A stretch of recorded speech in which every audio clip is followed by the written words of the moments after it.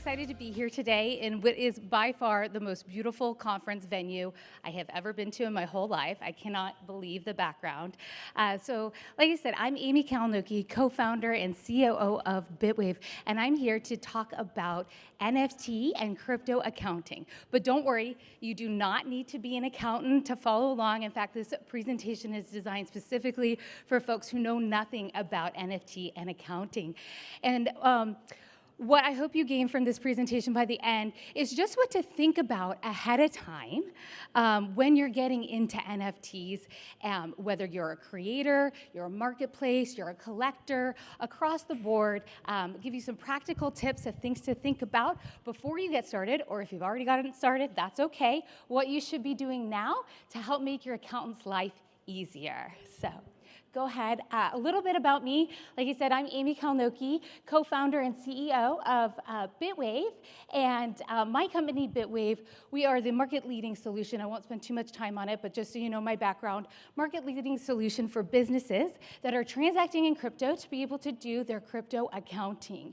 And you might think a regular accounting solution would be able to handle it, but you would be wrong. For many reasons. Oh, fantastic. Thank you. So I can advance these slides. So regular accounting solutions can't handle Ethereum. They cannot handle token-based invoices or payments. And so you might think, oh, I have QuickBooks, or I've heard of a thing called NetSuite to do fiat, dollar, euro-based accounting. It's not going to work for you if you have any sort of crypto or token-based revenue. And we'll get more into that. So that's what my software does. We have accounting, tax tracking, bookkeeping, revenue rec for cryptocurrencies and digital assets. We work with leaders in the space, from NFT projects to marketplaces to exchanges to brands themselves. If you have crypto revenue, we'll bring it in for your digital asset sources, give you the tools, and push it into your main solution. All right. So wherever you are on this whole NFT ecosystem, the good thing about us, we have customers across the board, so we get to see firsthand the struggles that they have when they try to do NFT accounting. And we'll dive into each one: marketplace, creator, intermediary, like a blockchain, collectors, and we'll even talk a little bit about Web3 gaming, because they have some really complex token-based accounting considerations. I want to pause to say nothing in here is tax advice, accounting advice. Please talk to a local expert that works in your jurisdiction. Software is flexible. We make the software. You still need an accountant or someone to tell you your policies and how to treat things appropriately for your country. All right, so if you're an NFT creator, from minting to monetization, there are a bunch of things you should keep your eye out. So first, when you mint an NFT and you sell it, that's going to be revenue. Again, that's revenue that's generated in a token. So it's not denominated in whatever you're going to end up having to pay your taxes in. But you don't only have primary revenue, you're going to have secondary revenue from the secondary sales. So you have your token, you have your NFT, and now you have your secondary revenue. You should be tracking those two things differently for business purposes and for reporting purposes, so you know what is primary versus secondary. And to do this, you want to keep track of the price of the token. So let's say you've sold it in Ethereum. It's an ERC NFT. You want to know what the price that Ethereum was trading at the time you received that payment. And now, again, you can do this on a spreadsheet. You can do this with a software tool like Bitwave. Keep track of that, because when you later go to sell or exchange that Ethereum for whatever your local currency is, you need to know the price that it was trading at then too. The difference of that is called gain-loss reporting, and that's what you're likely, depending on your jurisdiction, going to be taxed on. Track all those things individually it's called tax lots, so you can do it by month, you can do it by day, whatever your accountant is giving you that advice to do. Next, expenses. So if you're an NFT creator, you probably had some gas fees. You should be tracking all of those. We'll get into this a little bit later, but I always recommend having separate wallets for those two things. Don't just have one main wallet. Your account will have a hard time sorting through the transactions. So if possible, keep track of separate wallets to have outgoing ones and incoming payments so that you can later look at things separately. So your outgoing fees are like platform fees, gas fees, things like that.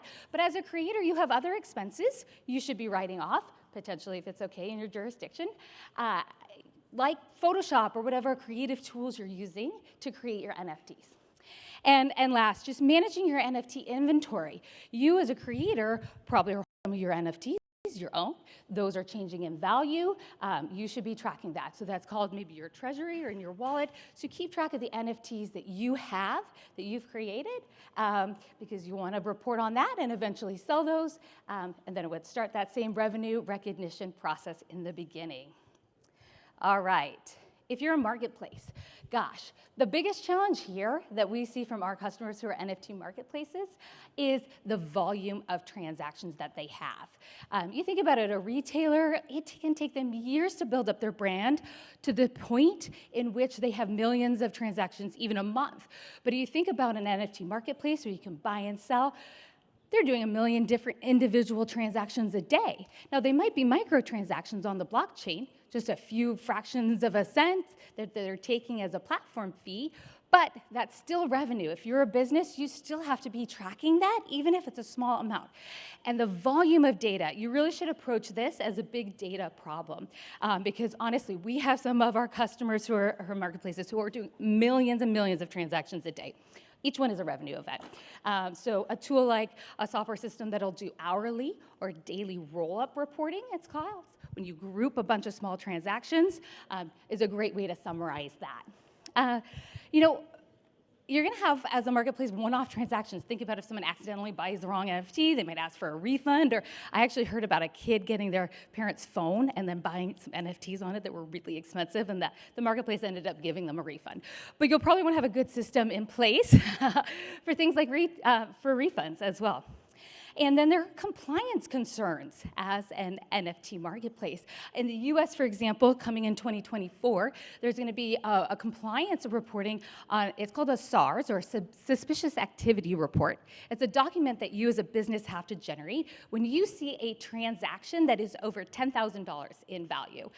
So cryptocurrencies, right now it's just for fiat currencies, but starting 2024, it will also be for digital asset and crypto-based transactions. And so as a marketplace, you want to make sure to know what compliance rules are going to apply for you, because if someone is buying an expensive NFT on your platform for more than the equivalent of $10,000 in the US or whatever it's going to be here in the EU, you're going to have to keep track of that and create that documentation. All right. NFT collectors, gosh, my favorite. Personally, a big fan of NFTs. I love them. So keeping track of all of your transactions. That's probably the most important thing. When you're building your collections, have a good system in place for which wallets you're going to store which NFT. Connecting it to some sort of a tool that will help you with the valuation. That is probably the biggest open question. I'm going to talk about another open question. But the valuing NFTs is really tough. It's not something that we do at Bitwave. We partner with folks who can help you with that. But like I mentioned earlier, when you're getting a crypto payment, you're getting Ethereum for revenue, there's a market for that. You can go and look up, what it's trading at that time and really get an accurate value for the asset, even if it's not in euros or dollars. But valuing an NFT is tough. It's like valuing art. It's really complicated. And there are different ways people do it. Some people will look at the floor price of it. It's a little bit lower. Some people will look at the average price. Some people will do average price based on the trading volume. Some people will do the high. It's probably up to you and your tax advisors, but I will let you know that's something is an accounting consideration you should think about ahead of time, and you should be consistent throughout the year. So how you're valuing your NFTs and create documentations. As a business, if you're holding it in your wallet and the treasury, document that in an accounting policy to make sure that you or your bookkeeper is following that.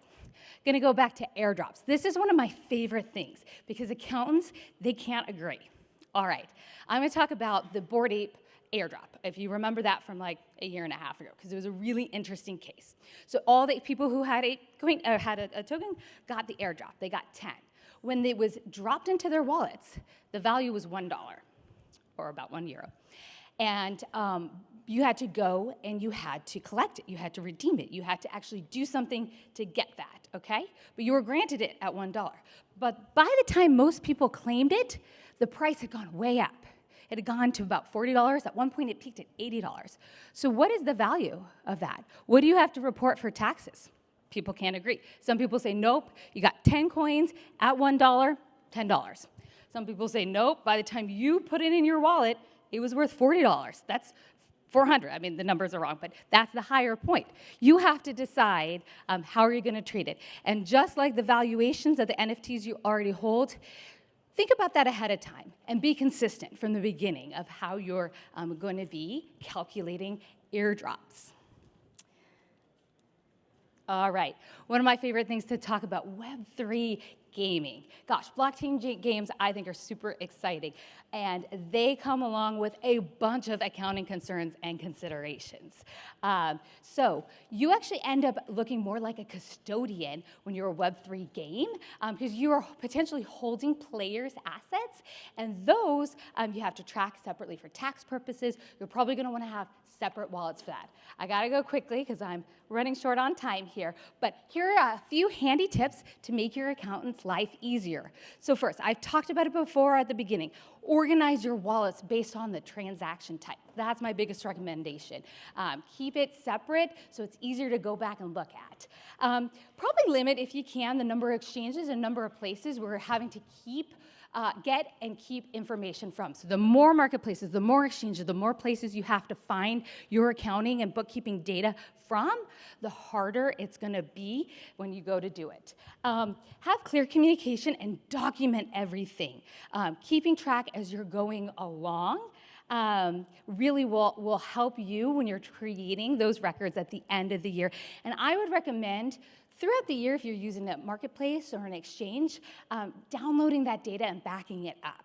Because think about FTX went under really suddenly. People who hadn't downloaded the historicals of their transactions lost that information because they shut down the APIs. And so if you didn't already have synced down all your trade history, you had no way to get it, no way to recreate it.